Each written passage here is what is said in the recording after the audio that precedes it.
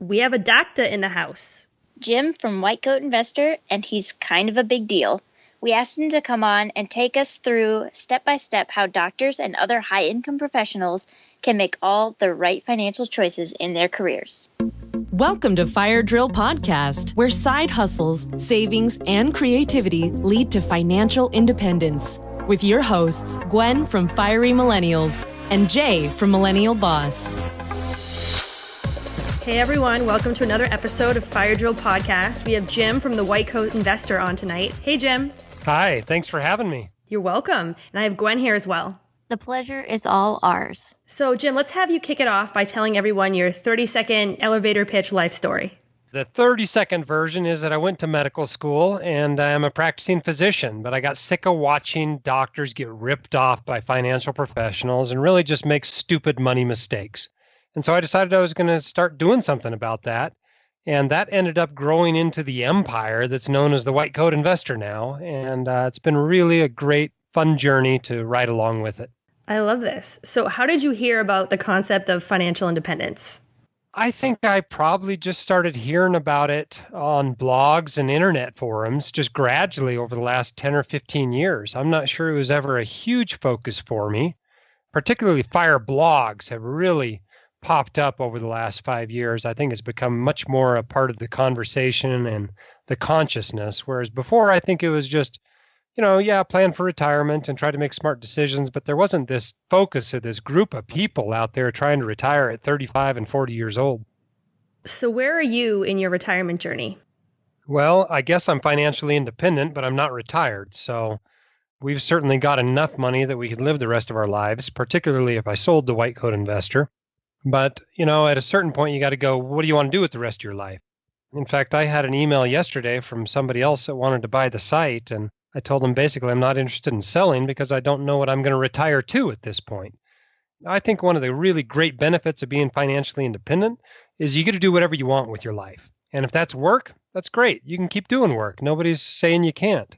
But I tell you what, you have a lot more power to say how you're going to work and when you're going to work and where you're going to work when you don't need the money. Whoa. The Internet Retirement Police, as I found out this weekend, are out in full force. And if you are retired, you cannot work at all. You have to sit on a beach and sip Mai Tais. If you do anything else, you are not retired. Yeah, there's a lot of people that really do believe that. They feel like, boy, if you don't put in your hours at the company and put in your years until you're 60 and then quit doing anything, you're not retired. But it's changed, especially with the millennials. It's changed. That's not what retirement is anymore. Retirement is more a dollar figure, and maybe not even that, than it is an age. Exactly. And for anyone who's ever been on Urban Dictionary, millennials are constantly changing words around. So we're going to rebrand retirement and everyone can just deal with it. So from the physician use case, one kind of fun fact that I read was that 1 out of 9 physicians in their 60s has a net worth under $500,000 and about 1 in 4 has a net worth under $1 million. And by the way, I read those on your website. So thanks for sharing those. Yeah, they're absolutely true. Those come from a Medscape salary and net worth survey. So they just asked a few thousand doctors, how old are you and what's your net worth? And that's the answers they came up with, which is amazing to me that after 30 years of physician level paychecks, you got a net worth that's less than what a lot of people's homes are worth. And that's pretty pathetic, actually, I think, and really an indication of just how poor most doctors are at managing money. We're terrible at it. It's really a problem. There's a lot of things conspiring against us that make it that way. But for the most part, it's just the doctors making bad decisions and ignoring their finances because they can until it's too late. And that's what is surprising for someone who's not a doctor. I always imagined that doctors got paid all this money. So $500,000, that does seem like a lot for the average person, maybe at that age. But for a doctor, just something went wrong. Something happened. It's a lot of money without doubt. But if you've been getting paid a couple $100,000 a year for 3 decades, it's pretty pathetic. That's all of it you could hold on to. I mean, somebody's paid you $6 million and all you got left is $500,000. That's true. That's not a great ratio of what you've earned to what you have left. That's bad. Okay, so our goal for the episode today is to have you take us through all of the stages of being a physician, from being in med school to getting to the end of your career. and what physicians should be doing at each stage to make all the right financial choices. Now, stop listening to this if you are not a physician, because a lot of this advice will probably apply to high-income professionals or any professional, since I think a majority of a physician's early career is spent not making a lot of money. But we thought this would be a fun way to kind of get your expert information, Jim, out to the masses. How does that sound? Sure, that sounds great. I mean, the truth of the matter is 95% of personal finance and 99% of investing is the same for all of us. There's a few unique things for physicians out there, but for the most part, it's all the same for all of us. But we're going to start even before medical school. Let's start with the pre-medical student. And the first big financial decision you make is what medical school you go to. Now, if you're like Minnie and you only got into one, well, you go to that medical school. But if you got into several, the general rule should be you go to the cheapest one you got into. And that makes a big difference. Tuition at one might be $30,000 and tuition at another might be $70,000 a year. Going to the cheaper one makes a big difference in where you start out in your financial life. And that includes the cost of living in the city you go to. If you're going to go to medical school in Indianapolis, that's going to be a lot cheaper than doing it in Manhattan. And so I think that's the first big decision point that can really have an impact on your finances. I think it also helps a great deal if you can get through undergraduate without any debt, which I think is entirely possible. Between community colleges and between state universities, I think it's entirely possible to work your way through med school with or without parental help, just by working hard in the summers and getting what scholarships you can. Particularly if you're smart enough to get into medical school, you're probably smart enough to get some scholarships, but also just being frugal. That kind of stuff makes a difference in where you end up. I would like to say that it is possible because I absolutely did that. I got an academic scholarship for undergraduate. Yeah, that's wonderful. I mean, I had an academic scholarship as well. I confess I borrowed $5,000 for my undergraduate education, but most of that was because I was too lazy to work. If I had worked that first summer between high school and college, and if I'd worked a little bit during that freshman year, I could have gotten through without borrowing that money too. And so I think that's entirely possible. But med school is a little bit tougher. I mean, it's hard to come up with $40,000 to $70,000 a year just for tuition. And so I don't think very many people are doing that. The military. You can do it through the military. That's how I paid for my school. But in that case, you're really borrowing time instead of money. And the way the military gets their money back is they just pay you dramatically less than you'd be worth as a civilian. And so it's fine if you want to be a military doc. It's a great route to go. But don't think it's some sort of free lunch scholarship. It's a contract. Basically, they're giving you your money up front rather than giving it to you later. It's nice to be debt-free, but bear in mind that there are two kinds of debt, both time and money. Yeah, I guess if you were someone that may not choose to save all of your paycheck, then the military is probably a good option for you because it forces you to not take on that debt. Whereas, yes, you could get paid more as a civilian, but most people aren't saving that anyways. You make an excellent point. That's a great argument for it. It's interesting because my wife and I, unlike most doctors have this big jump in income between residency and when they become an attending physician, and it's difficult for them to manage. But we have actually had a gradually increasing income because of our time we spent in the military. And so we've had a lot more small jumps in income than the typical doctor career does. And I do think that's made a difference. I think we've had to be smarter about money. If we screwed up once, we had another income jump coming. Whereas if most doctors screw up their only income increase in their entire life, there's no going back and fixing it. Do doctors get a pension from the military too? If you stay 20 years, just like any other military member, you qualify for the pension. They just changed their system this January 1st. They have a way in which you can get some money, even not staying for 20 years. But I think it mostly shows up as a match, as I understand it, as a match into the TSP, which is basically the military 401k program, which would have been great for me because I only stayed in 4 years on active duty. But I think it's probably still a better deal for those who stay for 20 to just go through the regular pension system. So why'd you get out after 4? Well, for a few reasons. One, I wanted to live someplace that the military didn't want me to live. When you're in the military, they tell you where you're going to be working and living, and I kind of wanted a little bit more freedom than that. 2, I had just come back from my second deployment in 4 years, and after the first one, I had a 1-year-old that didn't know who I was. And that kind of bothered me a little bit. I really didn't like being away from my family as much as I was. When you're 23 or 24 and you're signing up with the military, traveling the world seems like a great adventure. When you're 34 and you're actually doing your time with the military, it's a little bit less exciting to be away from your wife and kids. And so those were two big impacts I had. But there are a few other things as well. For example, I didn't like my practice so much. I kind of wanted a little bit higher acuity, take care of a little bit sicker patients than I was seeing in the military. There's one downside of being in the military is everybody's super healthy, right?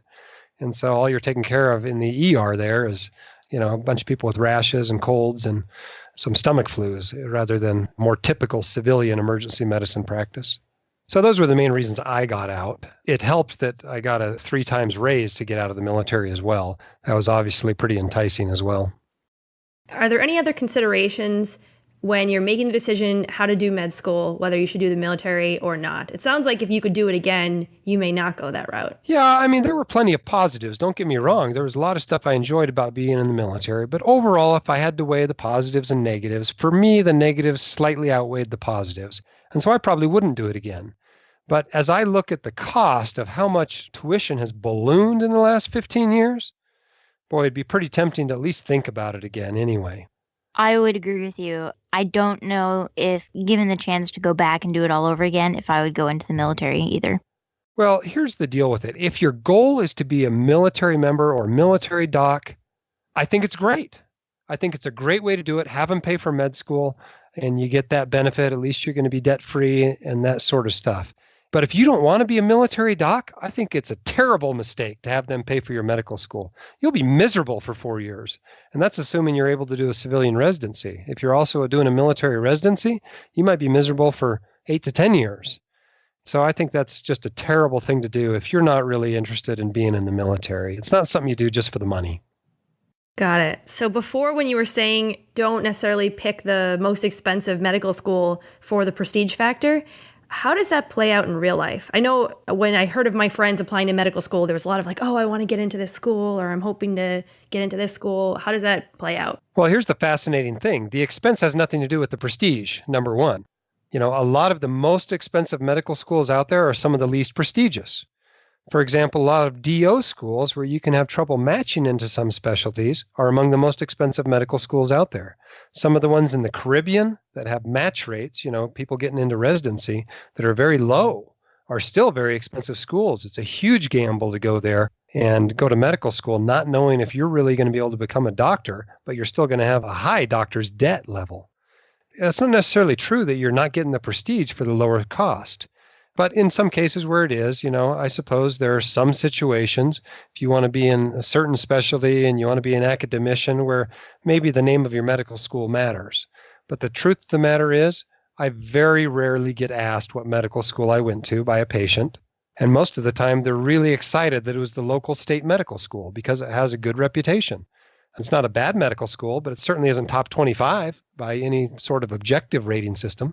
What really matters for your training in medicine is residency anyway, not so much medical school. Medical schools are very similar to one another, and most students are studying using the same books and taking the same practice questions and taking the same tests no matter what school they go to. If I got into one that had tuition of $80,000 a year and one that had tuition of $30,000 a year, I can tell you which one I'd choose 9 times out of 10 and twice on Sundays. Yep, that definitely makes sense. I think that's about it for your undergraduate work. As you move into medical school, there's a couple of things you can do. One's just live cheap. Realize that every dollar you're spending is really going to be $2 or $3 by the time you pay it back. You're living on borrowed money. And the second is to take your specialty choice decision very seriously. That's a difficult thing for medical students. Most people spend years obsessing over what specialty they're going to go into. But the problem is you make this decision at the most idealistic point in your life. You've been living on monopoly money. You don't really have any concept what it means to owe $200,000 to somebody. And, in this unique environment where talking about money is taboo and nobody talks about money and nobody talks about lifestyle. And so I think far too many medical students make their specialty choice without considering the lifestyle they're signing up for, and without considering what their likely income is from that specialty. And so I don't tell people to choose their specialty based on money and lifestyle, but that consideration ought to at least enter into the conversation. If there are 2 things you're choosing between, and one of them pays a lot better than the other one and has a lot better lifestyle, Well, for heaven's sake, take that one. But if all you want to do is be an obstetrician, well, shoot, go be an obstetrician. But if you're choosing between being, a pediatrician, which is kind of the lowest paid of the specialties, and an orthopedic surgeon, and you love them both equally, for heaven's sake, be the orthopedic surgeon. Your financial life is going to be dramatically easier because you're going to be making 3 or 4 times as much money. What do you think is a common mistake that people make when they're choosing their specialty beyond just not optimizing for finances if that's what they want? I think the biggest mistake you can make is choosing something you're not going to be happy doing. Because the truth of the matter is, your career longevity matters more than anything for your finances. If you burn out of something in 8 years, that's not going to do your finances any favor versus if you could, work at it for 20 or 30 or 40 years. So I think most importantly, you got to choose something you want to do and something you enjoy. At least consider the financial ramifications of doing it. I would say that doesn't apply solely to doctors and high income earners. I would say that applies to everyone because I went into IT knowing that I could make a lot of money, and maybe IT wasn't the best fit for me. Well, how did that affect you down the road? Did you decide, I want to do something else after a few years? Yep, I am about 1 month away from doing it right now. Oh, congratulations. That's great. Thank you. Yeah, it made it difficult to stick out the tough times because I was doing something that I didn't like, and I just had no reason to be there other than I was getting a paycheck every 2 weeks, and that's a really bad reason to do something. Yeah, it reminds me of some jobs I had in college, like walking behind a lawnmower for 10 hours a day. And I tell you what, there's nothing that'll motivate you to study to do something else like having a job you hate. Yeah, for me, I've been thinking a lot about what career will I be happy with that makes me a lot of money that I won't want to quit in the immediate future. And I had an awesome job last year, which I did like, but it was high pressure, extremely high paying, high stress. I didn't have time to pursue things like I would never have been able to do this podcast as well as have that job. So I opted for a still high paying, but less well-paying job. And I realized that, I'm not going to burn out after 2 years. I could stay here for the next decade and be happy. So yeah, I think that's a great consideration no matter what field you're in to think about that. For sure. A lot of people don't realize, they look at these people with these high incomes, but they don't realize those people aren't working 40 hours a week and they're not working banker's hours. They're on call in the evenings and they're in there on Saturday. And, I've got a cousin that's in big law. And I couldn't believe how many hours he was putting in for years. And there didn't seem to be any light at the end of the tunnel. At least in medicine, you're in your residency and there's going to be an end eventually. And hopefully you'll be able to cut your hours a little bit when you get out of residency. But for him, it just didn't look like there was any hope in sight at all. So it's been an interesting pathway to watch and realize that a lot of these jobs that we all assume are just awesome and high paying are really very stressful jobs. So you mentioned before that some specialties pay more than others. Could there be a specialty that doesn't pay as well as being like a brain surgeon or something, but you can start working faster? You don't have to get training as longer, so you can start making money sooner. And that pays off in the long term. Oh, for sure. A lot of specialties are 3-year residency specialties, such as my own specialty of emergency medicine. You do your 4 years of med school and you do your 3 years of residency, then you're out practicing. Same with a pediatrician or a family practitioner or internal medicine physician, etc. Whereas if you want to be a pediatric pulmonologist, you might be training for 6 years and still not get paid much more than a pediatrician. It really does have a pretty significant effect, not only on starting to earn later, but it also gives those student loans more time to compound. So you have this bigger hurdle to get over at the beginning of your working years. As we're talking about this is how I sort of run my life, but I'm married to someone who he chooses his jobs for passion. So technically, I still want people to be those pediatric pulmonologists because we need this as a society. But the people like us, they're not probably going to pick those. Yeah, there's some truth to that. And I'm super grateful for the people who are willing and interested in doing these specialties that take years and years to learn how to do and really don't pay that well, nor have a very nice lifestyle. You could name a half dozen or more of these specialties where I'm just amazed anybody goes into it, but I'm so grateful they do. We talked a little bit about picking your specialty. So once you've done that and committed, then what happens next? And how do you make the best choices you can at that time? Well, at that point, you got to move into residency. And so the residency process is a match where you go around and you interview at a bunch of different residencies and they interview a bunch of medical students.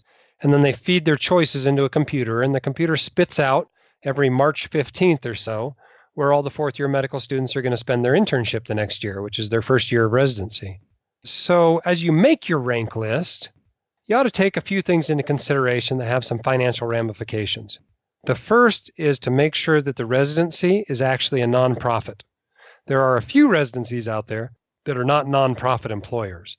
And this is important if you're going to end up going for public service loan forgiveness.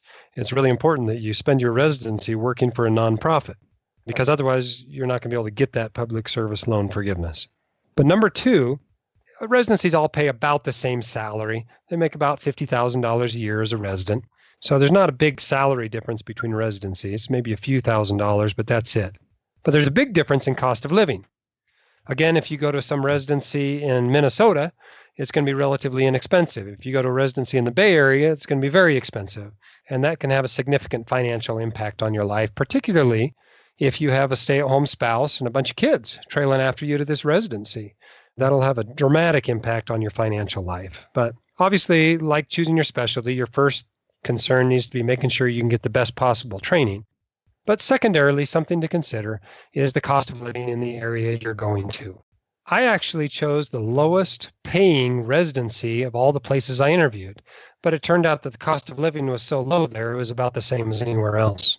So at that point, as you move into residency, you've got to be starting to get concerned about your finances. At this point, you're finally making a salary. It's about $50,000 a year, and residents all feel like they're poor on $50,000 a year.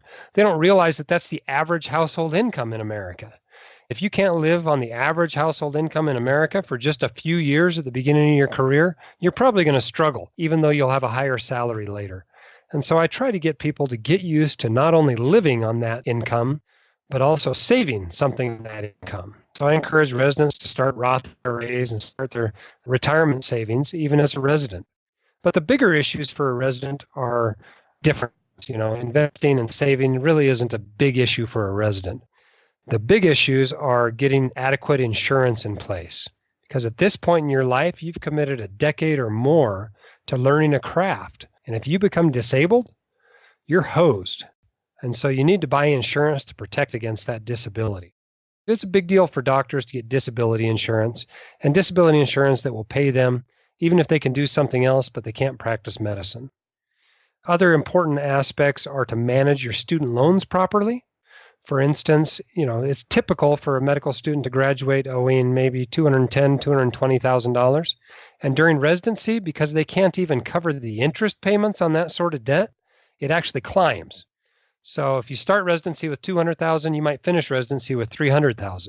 I mean, that's an average. So I run into docs all the time that owe $400,000 or $500,000 or $600,000. So manage debt correctly is a big deal for a resident. So what do you do about it? How do you do it? It depends. The first question is, are you going to pay the debt back, or is somebody else going to pay it off for you? And what that usually means is the Public Service Loan Forgiveness Program. And I don't know if you're familiar with this program, but the basic way it works is that if you make 10 years worth of payments while being employed full-time for a nonprofit, a 501c3, anything else you owe in federal student loans is forgiven. Just goes away, completely tax-free. And so the real benefit there is the little tiny payments you make during residency. Because when you're in residency, you get into these income-driven repayment programs where the payment is based on your income and your family size. It's not based on how much you owe or what the interest rate is. And so you're making these little $100 or $200 a month payments. Meanwhile, your debt is accruing interest at $1,000 a month. And so the debt's actually growing while you're making these tiny little payments. But all those tiny payments count toward the 120 monthly payments you have to make to get public service loan forgiveness. I have a few questions for you on this and thoughts. Sure. I've read about this. And at the time that I found out about it, I was working for a nonprofit. So I figured, this could be a good option for me. I had student loans. But my first thing is that millennials don't like to commit to the same thing for very long. So you really have to commit to the nonprofit for 10 years. And I just don't know if our generation is capable of that commitment right now. And then 2017 was the first year that they actually were supposed to forgive some of those loans. And I don't even know if the government did or not. Do you know if they did? They do. There's at least one person who's posted their forgiveness slip on Reddit. So it's certainly happening. There were only like 200 people who were eligible to have it forgiven because not very many people knew about this back in 2007 when you had to be making these payments in order to qualify for forgiveness in 2017. So I think as the years go forward, we'll start seeing more and more people who receive this public service loan forgiveness. But, this sort of thing exists at the whims of Congress. Congress could change it if they want. They don't have to grandfather anybody into the program. Typically, when they change student loan programs, they grandfather everybody in that's already in one. But they don't have to do that. They could change the law and this could all go away. So I recommend, even if people are going for it, that they save up some money on the side just in case it does go away, so they could throw that money at their loans in case it doesn't materialize. I actually saw an article earlier today that they are thinking of getting rid of PSLF or whatever it is, the student loan payback. So yeah, that would be devastating for a lot of people. And also from an ethical standpoint, maybe it should be for people who aren't making doctor money. Yeah, and there's a lot of people that think that. The Obama administration proposed in 2013 to limit the amount of money that could be forgiven to $57,000 a year, which if you owe $400,000, that's basically like no forgiveness program at all. The government could also make that change. I think they're unlikely to not grandfather people in if you're already in the program, but it wouldn't surprise me at all if 5 years from now, once all these doctors getting their loans forgiven kind of hit the news, to see that sort of a limit put in place. That wouldn't surprise me a bit. But I think those who are enrolled in it now are probably going to be grandfathered in and probably going to get the deal that they're expecting. Yeah, I mean, I personally was in $100,000 of debt with my husband and I, and that seemed really scary and insurmountable. But if you are a high-income professional, that actually is not a big deal. If you are someone who makes six figures and your significant other is contributing to the salary pot too, you can surmount that and then be on to getting your net worth goals. Like, you don't have to do this, in my opinion. For sure. Absolutely agree with that. The problem comes in when it's not $100,000 in student loans, when it's $900, $950, and $1.2 million in student loans. And I've run into docs that have that. And they are banking 100% on this program. If you're making $200,000 or $250,000 and you owe $1.2 million in student loans, that's a big deal to overcome, even on a relatively high income. Especially because you can't discharge student loans in bankruptcy. Oh, yeah, you can't get rid of them. You're stuck with them. The only way to get rid of them is to die. Lovely. All right, so moving on from the next residency financial tip, what do you say happens next? Well, at this point, you're still in residency, and where your big focus ought to be as a doc is that first year out of residency. You want to hit the ground running. What you want to do is have, a written plan of what you're going to do with those first 12 monthly paychecks you get. Because the most difficult financial thing for a doctor to do is to go from being a resident making $50,000 to being an attending physician and making $200,000 or $250,000 or $300,000 and not grow into that income all at once. Because that's what happens. All of a sudden, they've got all this pent-up demand because they've been deferring gratification for so long that before they're even out of residency, they've already bought a house with nothing down, and they've got 2 cars with car payments, and they've got all these plans for these great vacations, and then all of a sudden they're out. Now they have to start making real student loan payments instead of these weeny little $100 a month payments, and they've got to start, they start thinking about, well, I got to save for retirement. I'm already 35 years old. And they now got kids, and the kids want to go to piano lessons or whatever. And you've got all these other things that hit all at once. So if you can't control yourself and grow into that income slowly, that's going to kill you. So what I recommend people do is they keep living like a resident for 2 to 5 years out of residency. Now, it's not like that's some terrible thing. A resident makes $50,000 a year. It's not a terrible income. But if you can keep living that same lifestyle you lived as a resident, or heck, give yourself a 50% raise, that'd be huge in corporate America. Live on $75,000 a year, but take everything else and use it to build wealth. Use it to pay off those student loans. Use it to max out retirement accounts. Use it to save up a down payment for your dream home. And if you take that difference between what a resident can live on and what an attending earns, and all of a sudden you can do some wonderful things financially. And if you decide medicine isn't for you, you can even punch out of medicine in less than a decade, saving like that. That's really the main thing you should be doing in residency. Aside from having adequate insurance and managing your student loans well, it's getting a plan in place for when you become an attending and when you start making the real money. Because those mistakes count. If you make little rinky-dink mistakes as a resident, you can overcome all that with your first attending paycheck. But you start making mistakes with the big paychecks, and you'll end up being like those doctors that have been working for 30 years and are still only worth $500,000. So if you had a checklist of, I am an attending and I am doing everything right, meaning I'm putting my money in these 5 different types of financial accounts and how much to put in them each, what would you kind of go down the list and say they should be doing? Well, the first things, I think they ought to have a plan to be rid of their student loans within 2 to 5 years of completing their training. I think at that point, you're not nearly as excited about your career as you were in the beginning, and it's good to have the freedom that not having any more student loans provides. The second thing is I recommend that they be putting 20% of their gross income toward retirement. Now, that's not for somebody who's trying to fire, and trying to be done at 40 or 45 or 50. This is just for somebody who wants a comfortable retirement, at a traditional retirement age, 60 or 65 or whatever. 20% of gross. Try to put that into tax-protected accounts, backdoor Roth IRAs, 401ks, defined benefit plans if you have one. A lot of academics have 403bs and 457s and 401as, but understand what your retirement accounts are and use them, because not only do you get that protection from the very high tax rates you see as a high income earner, but you also have that asset protection for that money. Doctors worry a lot about getting sued, but in most states, your retirement accounts are protected from your creditors. And so maxing them out not only gives you higher returns because you're paying less in taxes, but also gives you asset protection. In addition, it's a good idea probably to save something for your kids' college. 529 accounts are great for that. And then, if you have shorter term savings goals, you can save for those in a taxable account. But that's really the basics. I mean, if you can avoid botching that up, you really are going to do just fine as a doc. With that sort of an income, you can make a lot of money mistakes. If you're saving 20% of that high income, you can blow the other 80% and still do just fine. And that allows for a lot of screw ups and a lot of frivolous spending when you really run the numbers. Does the insurance thing come into play at this point? Well, I think you need to have adequate insurance, but the truth is you only need to insure against financial catastrophes. If you're a physician and you're getting paid $20,000 a month, you don't need to insure your iPhone. If you drop your iPhone in the toilet, you just go buy another one with that month's earnings. But if you died and someone's depending on your income, that's a financial catastrophe. So you need to get a big fat term life insurance policy. The question is not whether you need 600 or 700,000. It's whether you need 2 million or 3 million. You need these big insurance policies. And then, of course, disability insurance matters. You ought to carry that until you're financially independent.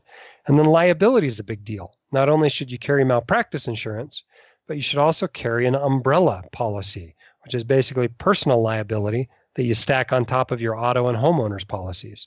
So yeah, I think insurance matters a great deal. You definitely want to carry adequate insurance, but you don't need to be buying a bunch of travel insurance and cancer insurance and accidental death and disability insurance and whole life insurance and all those kinds of insurances that are products that are designed to be sold, not bought. Okay, so the term life thing, you would have to buy as many years as it would take you to get to a point of financial solvency or something? Like what is that? Yeah, exactly. Exactly. Oh, okay. I mean, once you're financially independent, you don't need life insurance, right? Because if you died, well, your heirs or whoever's dependent on you just lives off what you would have lived off of. Same thing with disability insurance. Once you're financially independent, you don't need disability insurance. And so if you think it's going to take you 20 years to become financially independent, well, buy a 25-year policy. That gives you 5 years of, just in case you don't make it, you got an extra 5 years there. But you don't need a whole life policy. It's not a financial catastrophe if you die when you're 81. Got it. And then the umbrella, personal liability, I don't know much about that. What do people typically ask you about that who are in the field? The interesting thing about an umbrella policy is it's basically excess personal liability. If you go look at your auto policy, you'll notice it carries some liability insurance, but that amount is probably pretty low. A lot of states only require you to carry $50,000 in liability insurance. But if you smash into somebody's new Tesla, that's not even going to cover the car, much less the medical bills for the people you hit. And so my recommendation is that you carry a lot more liability insurance than that. So what you typically do is you increase the liability to $300,000, something like that. Same with your homeowner's policy, and that's relatively inexpensive. And then you stack an umbrella policy on top of it.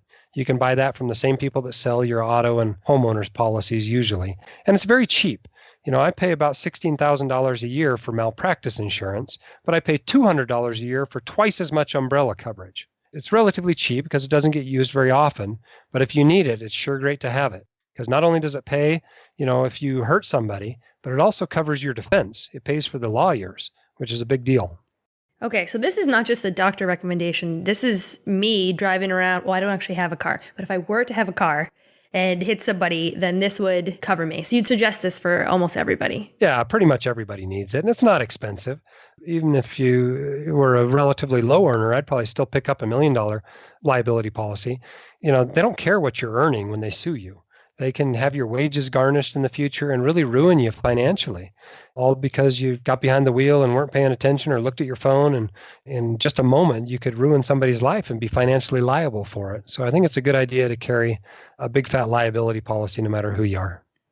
Got it. Okay. So then we talked about being an attending. What happens next? Well, you're an attending until you retire. So obviously early in your career, you focus more on saving and paying off your debt and that sort of a thing. By mid-career, you're set up to do whatever you want, whether that might be dropping night shifts or dropping how much call you're taking, or whether it might be transitioning into a part-time kind of career, or whether you want to leave medicine altogether and go podcast or something. It just gives you a lot of choices if you take care of business early in your career.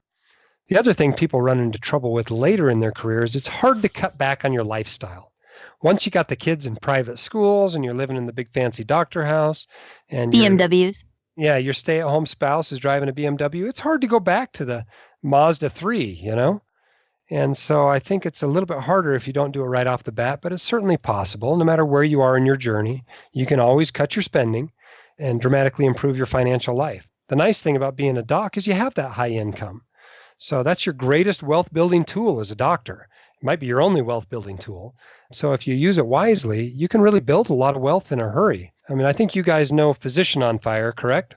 Yes, we had him on episode 46. Oh, wonderful. So, he's an anesthesiologist and he's basically financially independent at 38 or something, which considering you don't come out of residency until about 30 is pretty incredible.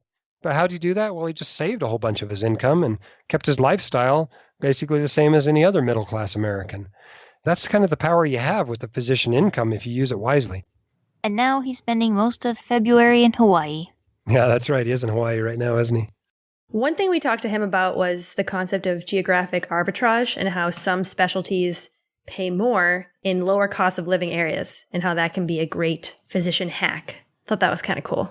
Yeah, I'm amazed that California has any physicians at all, because in a lot of ways they paid less, they pay more in taxes, the cost of living is higher. Even just moving next door to Nevada or Arizona or Idaho, your pay might double and even more than that on an after-tax basis. So, I guess California must be a really, really great place to live for so many people to basically commit to work an extra 10 years in order to live there. So what was your savings rate in order for you to hit financial independence before traditional retirement age? We actually calculated this each year since I was in residency, and I think the lowest we had was when I was a resident. I think one year it was about 8% when I was a resident. But since I've been an attending, it's always been upwards of 20%. I think our highest one year was about 68% of our gross income. But most years it's down around 30 or 40% is where we've been at. But we found that to be very doable because we just look around us at middle-class Americans and say, wow, we're living twice as well as them and we can still save 40% of our income. I think that's made all the difference. Why I've probably hit financial independence a little bit sooner than I would have otherwise and sooner than I planned to. I didn't think I'd hit financial independence until my early 50s. But really the reason why we hit it, a decade early is the white coat investor. It just took off as a business and became very valuable and started making a lot of income. And so that cut off, maybe a decade, certainly 7 years at least, off our journey to financial independence. So we typically end the podcast with asking where people can find more about them. Let's talk about the white coat investor a little bit and just what types of things that you talk about on the site and how that brand has sort of made itself into a business for you. Sure. It's been a lot of fun. I'll tell you what, it started out as a blog, just some random dude typing stuff into the internet. Developed a following. I mostly wrote about financial issues for high income professionals, doctors, lawyers, pharmacists, small business owners, that sort of thing. And, whether it was about retirement accounts or whether it was about tax kind of stuff or just general investing, but aimed at their tax bracket. And then I gradually started branching out. I put on a monthly newsletter that I sent out by email. And then I wrote a book and became really a bestseller in its category on Amazon. And then put together a podcast and a video cast on YouTube. Next month, we have a conference in Park City that we're having people come to. And just last month, we published an online course called Fire Your Financial Advisor, which has sold really well. And so I guess our aim is no matter how you like to consume this information, we're trying to get it to you in that format. If you like video, great. If you like podcasts, great. If you prefer reading a blog or a book, we can do that. You want an online course or a conference that qualifies for continuing medical education? We'll give you that. But I'm just trying to reach as many docs and other high-income professionals as I can. I love that. And we will link to your site as well as your podcast and some of the resources that we talked about during the episode, as well as some definitions on a few things that we went quickly by, like the backdoor Roth IRA. A lot of people listening may not know what that is, so we will definitely link to instructions on that. All right. So Gwen, do you want to kick it off for the last question? I would absolutely love to. Okay, Jim, if you could have anything in the world that you wanted, have any superpower, craziest dream ever, what would it be? Oh, I want to fly. I think that's a common one. Doesn't everybody want to fly? In my subconscious, I think until about 10 years ago, I believed I could fly. I had these dreams of flapping around for some reason, but it was always kind of gone by the time I woke up. But I remember a moment about 10 years ago when for some reason my subconscious realized, nope, that's just a dream. You can't fly. I like it. And I don't think that it is as common as you think. Amazing. All right. Well, thank you so much, Jim, for coming on. We really appreciate it. Thank you very much for having me on, and I wish you and all your listeners best of luck in investing. Thanks for listening to today's episode. Go to our website, firedrillpodcast.com, to continue the discussion and get the link to our private Facebook group. If you like us, leave us a review on iTunes. If you're like me, you have no idea how to do that. So, in the podcast app or in iTunes, search for Fire Drill Podcast, find it, click the reviews tab, and write something to make my mother proud of me. We read every single review and want to say thank you from the bottom of our hearts for making this podcast possible.